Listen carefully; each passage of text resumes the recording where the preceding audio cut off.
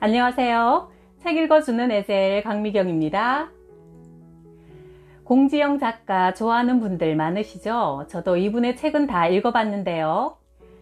그 중에서도 특히 인생의 벼랑 끝에서 만난 하나님 아버지와 나눈 뜨거운 사랑을 기록한 공지영의 수도원 기행 2권을 소개합니다. 하나님께 중요한 것은 교회나 성당이 아니라 하나님을 간절하게 찾는 한 영혼이더라고요. 1999년 12월 크리스마스를 앞둔 어느 날, 새천년이 온다, 새천년이 온다는 소리가 내게는 미친년이 온다, 미친년이 온다는 소리로 바뀌어 들리고 있었다. 고시 공부하는 것보다 더 성심을 다했던 나의 세 번째 결혼 생활이 산산조각 나고 있는 걸 나는 두 눈을 말간히 뜨고 바라보고 있어야 했다. 집안의 모든 유리집기가 찬란히 부서져 내리고 거실에 점점이 흩어진 유리의 투명한 파편들은 카펫에 돋은 소름들처럼 반짝거렸다. 겁에 질린 아이들이 울기 시작했고 나는 피 흐르는 맨발을 끌며 아파트 밖으로 뛰쳐나왔다. 부어 터져서 다물어지지 않는 입술 사이로 찬바람이 스며들어 나는 이를 딱딱 부딪히며 떨고 있었다. 시간이 지나 공권력에 의해 상황은 종료되었다. 나는 돌진한 막내를 포대기에 둘러엎고 5살짜리를 걸려 경찰서로 갔다. 그리고 내가 누구인지 아는 모든 사람이 호기심을 감추지도 않고 빤히 바라보는 앞에서 진술서를 썼다. 수치심 때문에 손가락이 굽어지지 않아 글씨를 잘 쓸 수가 없었지만 왜 폭력은 당할 때보다 드러날 때 더 수치스러울까 하는 분석을 하면서 나는 겨우 미치지 않고 버틸 수 있었다. 구원은 내가 세웠던 모든 계획과 희망이 다 부서져 버릴 때, 비명조차 더 지를 수 없을 때 온다. 내게 구원은 이렇게 벼랑에 몰린 후에야 인간으로서의 모든 자존심을 다 팽개치고 하나님에게 항복하고 만 후에 왔다. 나는 자동차 안에서 목젖이 보이도록 악을 썼다. 주님! 주님! 어디 계세요? 그러고 나서 나는 더 할 수 없이 큰 소리로 울었다. 그런데 그 말을 뱉은 이후 내 울음소리 속으로 다만 슬픔과 경악과 억울, 공포 말고 안간힘을 써서 벼랑에 매달려 있던 조난자가 제 삶을 포기하고 이제 움켜쥔 손을 놓는 그런 종류의 평화를 느꼈다. 그때 나는 이런 소리를 들었다. 나 여기 있다 얘야. 난 단 한 번도 너의 곁을 떠나지 않았다. 오랜 시간이 지난 후 나는 이런 글을 읽었다. 하나님은 우리를 사랑하신다. 얼마나 사랑하시냐 하면 우리를 다 부서뜨려서라도 구원하기를 원하실 만큼 그렇게 사랑하신다. 그날 이후 나의 삶은 영원히 바뀌어 버렸다. 커다란 방을 가득 메운 책장을 다 뒤져 책장 뒤쪽 구석에서 먼지를 뒤집어 쓴 책을 찾아냈다. 성경이었다. 언니가 언젠가 울며 내게 두고 간 것이었다. 반가운 마음에 그것을 펼쳤으나 솔직히 무슨 말인지 알아들을 수가 없었다. 성경을 천천히 읽고 있기에는 나는 너무나 조급한 상태라 미국에 있는 언니에게 전화를 걸었다. 언니는 처음부터 끝까지 내 이야기를 들어주었고 그리고 나보다 많이 울었다. 언니는 개신교 신자다. 소녀 시절 카톨릭 학교를 다녔던 언니는 결혼하고 형부 집안의 관습에 따라 개신교 신자가 되더니 어느 순간 열렬한 신자가 되어 있었다. 나는 아무에게도 털어놓을 수 없는 내 인생 역정을 언니에게 자주 토로했다. 언니는 끝까지 내 말을 들은 다음 마지막에 이렇게 말하곤 했다. 두려워하지 마. 내가 기도할게. 그 말이 전혀 싫지 않았다. 오히려 언니가 그 말을 하지 않으면 나는 언니에게 기도해 줄 거지? 하고 묻곤 했다. 그날 머릿속이 하얗게 된 채로 차를 운전하면서 나는 다급하게 언니에게 전화했다. 언니는 받지 않았다. 나는 마음속으로 언니를 불렀다. 언니, 기도해줘. 무서워. 기도해줘. 그때 누군가 내게 속삭이는 것 같았다. 네가 기도하지 그러니? 아, 이렇게 좋은 생각이 있을 수가. 나는 내가 기도하면 된다는 생각을 18년 만에 했다. 그러나 기도하는 법을 완전히 잊어버린 후였다. 입술만 삐죽여질 뿐 말이 나오지 않았다. 뭐라고 그분을 불러야 할지, 첫마디를 어떻게 꺼내야 할지 알 수 없었다. 나는 기도를 한 것이 아니라 비명을 질렀던 것이다. 주님! 주님! 어디 계세요? 18년 동안 내 손으로 내다버린 성경과 십자가였다. 그런데 그날 나는 그저 두 손을 붙들고 주님, 주님, 저를 살려주십시오만 되뇌었다. 다음날 통화가 된 언니는 위험 있는 목소리로 말했다. 당장 일어나서 교회로 가거라. 지금 당장. 그리하여 나는 18년 만에 교회로 갔다. 그리고 18년 동안 흘리지 못해 몸속에 고인 눈물을 오랫동안 쏟았다. 나는 조금씩 성경을 공부하면서 그동안 내가 하나님을 오해하고 있었음을 깨닫게 되었고, 내가 사는 동안 한 번도 내게 올 거라 믿지 않았던 평화가 찾아오기 시작했다. 평화. 돈도 명예도 사랑도 내게 주지 못했던 그 귀한 것을 거저 얻게 된 것이다. 예수님은 의인이 아니라 죄인을, 성한 사람이 아니라 병자를 부르러 왔다고 하셨다. 그런 의미에서 나는 더할 나위 없이 딱 그리스도인이다. 그래서 쓸쓸하고 눈물 나는 저녁에 나는 다만 이렇게 기도한다. 이 위대한 밤의 주인이신 하나님, 제 영혼이 제 안에서 밀랍처럼 녹기 시작하고 있는 것이 보이십니까? 1999년 그분의 목소리를 듣고, 그리고 당장 교회로 가라는 언니의 단호한 목소리를 듣고 처음 찾아간 곳은 분당의 요한성당이었다. 나는 주변 사람들에게 괴로움만 주는 존재, 아무데도 쓸데없고 이 세상 사람들을 괴롭히기 위해 태어난 존재처럼 느껴졌다. 이럴 때 사람은 자신에 대해 사리를 느낀다. 나도 그랬다. 성당의 문을 여는 순간 나는 어떤 존재와 두 눈이 마주쳐 버렸고, 그것은 내 심장을 불화살처럼 찔렀다. 실제로 나는 통증을 느꼈다. 나는 뒷걸음을 쳐 성당 밖 벽에 등을 기대고 주저앉았고 통곡이 터져나왔다. 그때 누군가의 손길이 어깨에 느껴졌다. 자매님, 왜 여기 앉아 계세요? 어서 안으로 들어가세요. 그리하여 나는 성당 안으로 들어갔다. 18년 만에 말이다. 넓은 성당에는 아무도 없었다. 차마 앞으로 갈 수가 없어 맨 끝자리에 앉았다. 제대 위에 예수님이 십자가에 매달려 계셨다. 미안해요. 예수님, 정말 미안해요. 이 말밖에는 아무 말도 생각나지 않았다. 그리고 다시 나는 울었다. 얼마나 시간이 지났을까. 성당 안이 몹시 추운 게 느껴졌다. 눈물이 흘러내린 뺨이 시렸고 턱이 덜덜 떨려왔다. 누군가 저 앞에서부터 나를 향해 걸어오고 있었다. 그러더니 모든 것을 안다는 듯 다시 내게 말했다. 자매님, 추운데 왜 여기 앉아 계세요? 저기 들어가서 기도하세요. 저기는 따뜻해요. 검은 커튼이 쳐져 있는 작은 방으로 들어가자 그곳은 정말 따뜻했다. 꼭 고향의 아버지 집에 온 듯 따뜻한 온돌이 나의 떨림을 진정시켜 주었다. 하나님, 저 왔어요. 마음속으로 내가 그를 불렀다. 신기하게 하나님이 나를 보고 미소 짓는 것이 느껴졌다. 두 팔을 벌려 나에게 와서 안기라고 하는 듯 느껴졌다. 이상하게도 마음은 진정되었고 따스하고 평화로운 느낌이 들었다. 나는 오래전부터 나를 사랑해온 아버지 앞에 앉아있는 것처럼 곧 스스럼이 없어졌다. 아버지 하고 불러보았다. 내가 무슨 말인가를 하면 마음속으로 그분의 응답이 끊임없이 울려나왔다. 목소리는 귀로 들을 수 있는 종류의 것은 아니었다. 그게 나의 환청이든 아니든 신기했다. 하나님, 당신은 정말 존재하십니까? 아니면 인간이 만들어낸 환상에 불과합니까? 사춘기 시절 그렇게 목 놓아 부를 때는 왜 이런 응답을 주시지 않으셨어요? 내가 당신을 떠나가던 대학 2학년 무렵에 지금처럼 나를 붙잡아 주셨다면 떠나지 않았을 텐데. 아버지, 이제 저를 당신께 드립니다. 저를 다 가지시고 당신 뜻대로 이루어 주소서. 하나님, 당신은 사랑의 신이시라 알고 있습니다. 사랑이 무엇인가요? 저는 알지 못합니다. 전 아무도 사랑해 본 적이 없는 것 같습니다. 남편도 제가 낳은 자식도 사랑하지 않는 것 같습니다.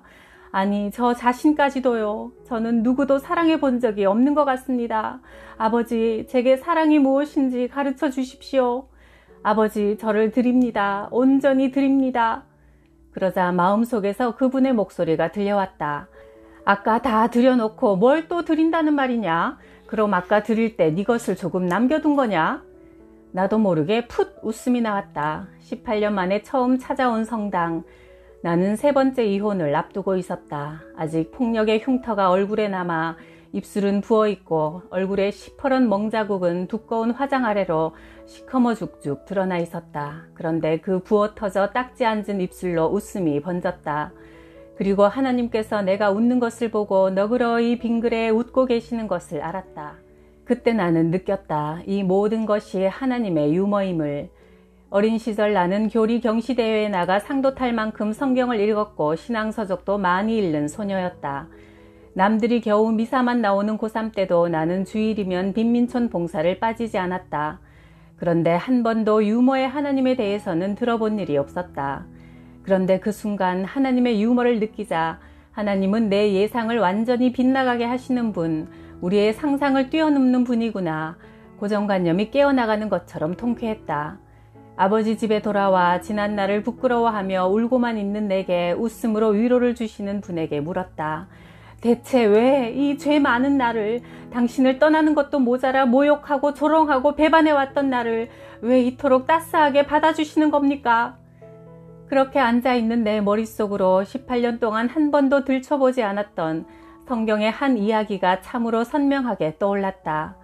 아버지에게 받은 재산을 탕진하고 돼지 먹이조차 먹지 못해 아버지 집으로 되돌아온 둘째 아들의 이야기 말이다. 그때 아버지는 결코 그를 찾아 나서지 않았다. 다만 집 앞에서 날마다 기다리다가 그가 오자 버선발로 뛰어나가 그때부터는 적극적으로 그를 끌어들인다. 나는 내가 여기까지 온 그 여정이 그냥 비유가 아니라고 느꼈다. 내가 18년이 걸려 성당 문 앞까지 오자 그때부터 누군가 나타나 적극적으로 나를 끌어들였다. 성당 문 밖에서 추운 의자에서 나를 이 안으로 안내해 준 그녀들은 하나님이 보내신 천사들이었다고 나는 믿는다. 처음 하나님의 목소리를 듣고 회심하던 그 무렵, 그 음성은 길을 걷다가도 슈퍼마켓에서 계산대로 카트를 밀고 가는 순간에도 울렸다. 지영아, 넌 아직도 내가 네게 말하는 것을 다 믿지 않는구나. 그러면 내가 대답했다. 네, 못 믿어요. 어떤 날은 그런 소리가 들려왔다. 내일쯤 누가 네게 전화를 할 거다. 그러면 그의 말을 들어주어라. 그리고 이제 그만 지난 일을 잊어라. 용서를 하면 더 좋고. 몇 년 동안이나 전화를 하지 않던 사람에게 전화가 온다니, 그것도 내일 온다니. 내 마음속에서 울려오는 이 목소리가 진짜인지 아닌지 구별할 수 있는 절호의 찬스였다. 그런데 정말 다음 날 그 사람으로부터 몇 년 만에 전화가 걸려왔다. 오, 하나님, 당신이 정말 하나님이셨군요. 무릎을 꿇었다가 1시간쯤 후에는 아니야, 우연일 수도 있어. 내가 미친 거 아닐까? 하는 생각이 교차했다. 이런 일들이 반복되었다. 나는 비로소 만나와 메추라기를 먹고 구름기둥 불기둥으로 인도받고 홍해가 갈라지는 것을 보고도 이스라엘 사람들이 하나님 대신 금송아지를 만들어 경배했던 것을 이해할 수 있었다. 어떻게 그럴 수 있을까 늘 궁금했는데 내가 딱 그런 꼴이었다. 그러던 어느 날 내 승용차가 아닌 큰 승합차를 가지고 좁은 지하 주차장으로 들어가야 하는 일이 생겼다. 지난번에도 그 차를 가지고 그 주차장을 들어가다가 몇 군데 긁고 말아서 좁은 주차장 입구를 통과할 일이 걱정이 되어 나는 기도했다. 이 차가 너무 크고 제 차가 아니라 잘 운전할 줄 몰라요. 지하 주차장 통로는 너무 좁고 가팔라요. 차를 긁기라도 할까봐 겁나요. 도와주세요. 그러자 그분의 목소리가 마음속에서 들려왔다. 괜찮아. 잘 할 수 있어. 그렇지. 조금만 더 운전대를 틀어.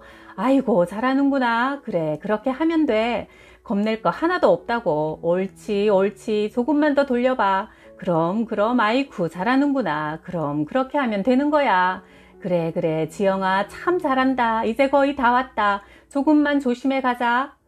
운전을 하는 와중에 솔직히 어이가 없었다. 이분은 내 옆에 바짝 붙어서 마치 내가 정말 두려움에 사로잡힌 아이라도 되는 듯 나보다 더 나를 걱정하며 전능하신 분이, 나의 창조자가, 이 세상의 주인이, 우주의 경영자가 그 지하주차장 가는 일이 뭐라고 그토록 세밀하게 나를 인도하시는지. 지하주차장에 도착해 차를 세우고 나는 보이지 않는 그분을 우러러 보았다. 그분은 어린아이처럼 만족한 듯 했다. 내가 장한 일이라도 끝마친 것처럼 나를 바라보고 계신 듯 느껴졌다.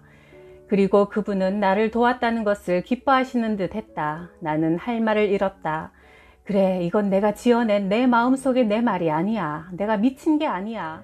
나는 어떤 누구를 두고 이렇게 살아가는 법을 몰랐어. 이렇게까지 사랑한 적도 없고 이렇게까지 사랑할 수 있다는 상상도 해본 적이 없어. 그러니 이런 행위, 이런 단어를 이런 상황에서 뱉은 것은 내가 아닌 게 너무도 분명했다.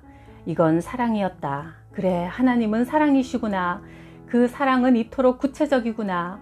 아, 사랑이라는 게, 사랑을 한다는 게, 사랑을 받는다는 게 이런 것이구나. 그때 나는 생애 처음으로 시간을 정해 새벽이면 열심히 기도를 드렸다. 어느 날 예언 기도하는 은사를 받은 수녀님이 내 머리에 손을 얹었다. 수녀님은 생전 처음 보는 분이라 내 사정을 알 리가 전혀 없었다. 지영아, 네가 요즘처럼 내게 기도하니 정말 기쁘단다. 네가 아침마다 드리는 기도를 내가 얼마나 기쁘게 받고 있는지 네가 알아주었으면 한다. 그러니 저번처럼 또 한마디 말 없이 나를 떠나지는 말아다오. 다시는 나를 떠나지 않는다고 약속해다오. 그냥 가슴이 쿵 내려앉았다. 어떤 연인도 이렇게 내게 사랑을 고백한 적은 없었다. 쏟아져 내린 눈물은 성당을 나와 집으로 운전하고 오는 중에도 이어졌다. 그때처럼 많이 운 적이 없었다. 대체 왜 나같이 죄 많은 여자를 사랑하는 겁니까? 하고 묻고 싶었지만 그럴 수도 없었다. 이미 너무나 많은 사랑이 폭포수처럼 쏟아지고 있었기 때문이다. 내가 어떤 죄를 지었든 내가 어떻게 그를 배신했고 앞으로 또 그렇게 하든 그는 지금 나를 사랑하고 있었다. 막을 수 없는 거센 빗줄기 같은 사랑을 맞으며 나는 중얼거렸다. 바보 하나님, 멍청이 하나님. 그러자 요한 1서의 말씀이 떠올랐다. 사랑하는 여러분, 서로 사랑합시다. 사랑은 하나님에게서 오는 것이기 때문입니다. 요한 1서 4장 7절. 비로소 하나님이 사랑이시라는 말이 얼마나 인격적인 것인지 실감났다. 하나님은 우리가 사랑할 때 가지는 기쁨, 설렘, 고통, 질투와 또한 그것을 잃을까 하는 두려움을 고스란히 가지고 계신 것이다. 우리는 얼마나 불성실한 연인인가. 내 눈에서 눈물은 빗줄기처럼 쏟아져 내렸고 그것은 내 절망들을 씻어내리고 있었다. 얼마나 많은 나를 아무에게도 사랑받을 수 없을 것 같다는 공포에서 헤맸던가. 그 공포로 인해 얼마나 더 공격적이 되었던가. 그 두려움이 현실이 될까봐 두려워서 사랑을 망치고 나 자신을 망치던 나날이었던가. 그런데 여기 우주에서 가장 큰 분이 나를 향해 사랑을 호소하고 계셨다. 나를 사랑했기 때문에 내가 그분을 배신하고 떠나 있을 때 얼마나 상처받았는지 보여주고 계시는 것이었다. 내가 말했다. 저를 다 드리겠다고 말씀드렸죠? 그러니 다시는 저를 놓치지 마세요. 제가 떠나려고 하면 다리를 분질러서라도 저를 잡으세요.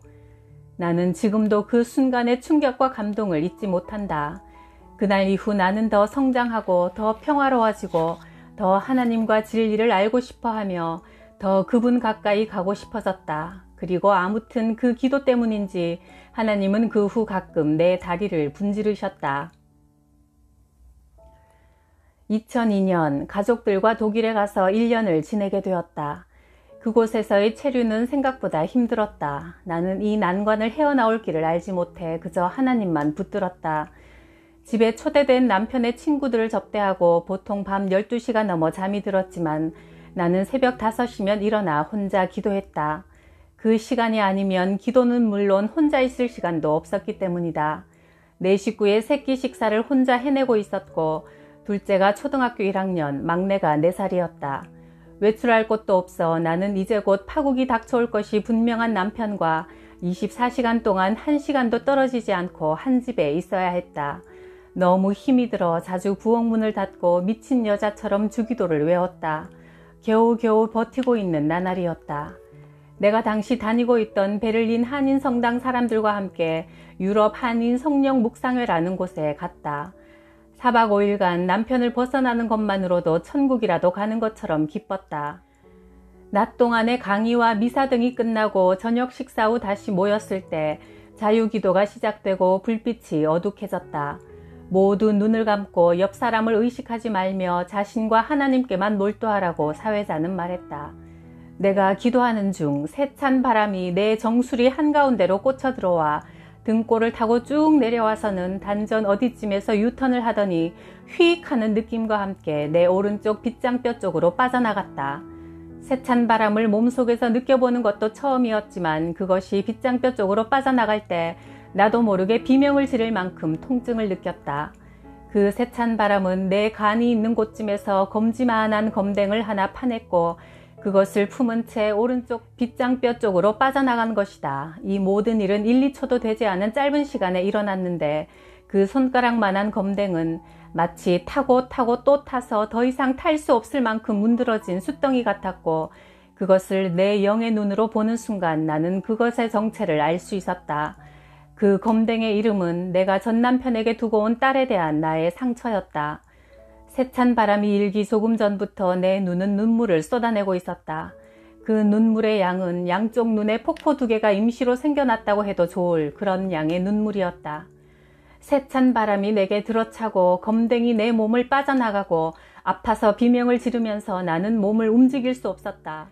그런 와중에도 왜 하필 성령께서는 내게 지금 가장 절박한 문제, 즉 3번째 이혼을 하느냐 마느냐, 제발 이번만은 내게 행복한 가정을 주십사 하는 내 간절한 기도를 제쳐두고 지금은 전혀 절박해 보이지 않는, 두고 왔으나 자상한 아빠 밑에서 잘 크고 있는 벌써 중학교 3학년이나 된 딸을 들추어내시는지 이해할 수 없었다.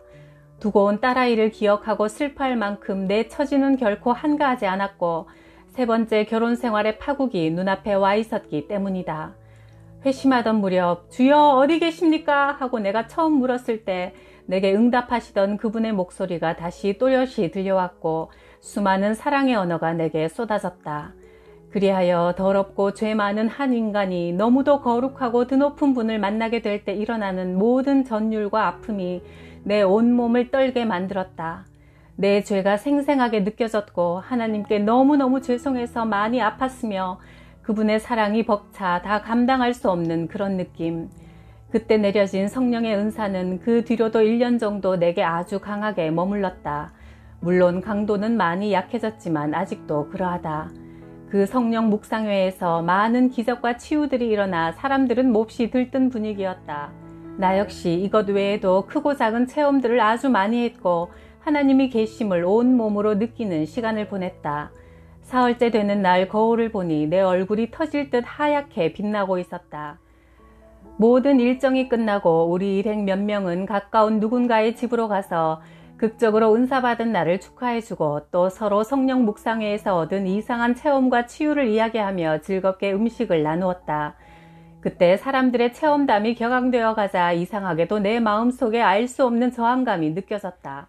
그래서 사람들이 들떠 이런저런 신비에 대해 하는 말을 냉정히 잘랐다. 그런 기적은요, 서울 가면 무당들도 다 해요. 그러니까 제가 다시 하나님께 오기 전에 미아리 무당에게 굿을 해봐서 아는데요. 무당이 한겨울에 100kg도 넘는 돼지 잡은 걸 가져오니까 단번에 삼지창으로 탁 찍어서 거꾸로 세우니 그게 탁 서더라고요. 전 그때 이건 인간의 힘이 아니라는 걸 느꼈어요. 그것도 일종의 기적이잖아요.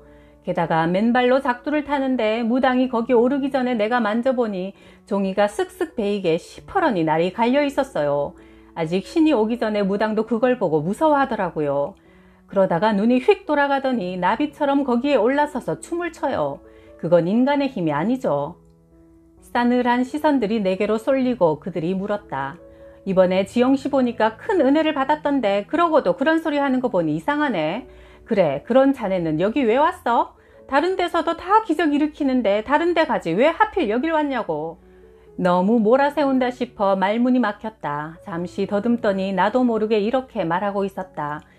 왜냐하면 그건 그 신들은 저를 사랑하지 않으니까요. 저를 위해 돌아가신 분은 예수 그리스도 한 분뿐이니까요. 내가 말해놓고 나도 내 마음속으로 아 그렇구나 세찬 바람을 느껴서가 아니라 내가 이 말을 하는 걸 보니 정말 성령께서 내게 오셔서 함께 하시는구나 라는 걸 느꼈다. 나는 그때 내게 다가왔던 기적의 의미를 하나님께서 내게 다시 한번 자리매김하신다는 것을 알았다. 그래, 기적 그 자체로 중요한 게 아니었다. 그분께서 나를 위해 목숨까지 바치실 정도로 사랑하신다는 거, 내가 그렇게 사랑받는 존재라는 거, 하나님과 나의 관계가 목숨 바친 그 사랑으로 묶여 있다는 거, 그게 우리 그리스도교의 핵심이라는 거, 바로 그거였다. 공지영 씨의 고백대로 우리 인생의 가장 큰 기적은 예수님이 나를 위해 죽으시고 다시 살아나시고 지금도 여전히 나와 함께 계신다는 그 사랑인 것 같습니다. 그 사랑을 떠나지 마시고 오늘도 그 사랑 안에 거하세요. 구독, 좋아요, 댓글에 뜨거운 사랑에 감사해요.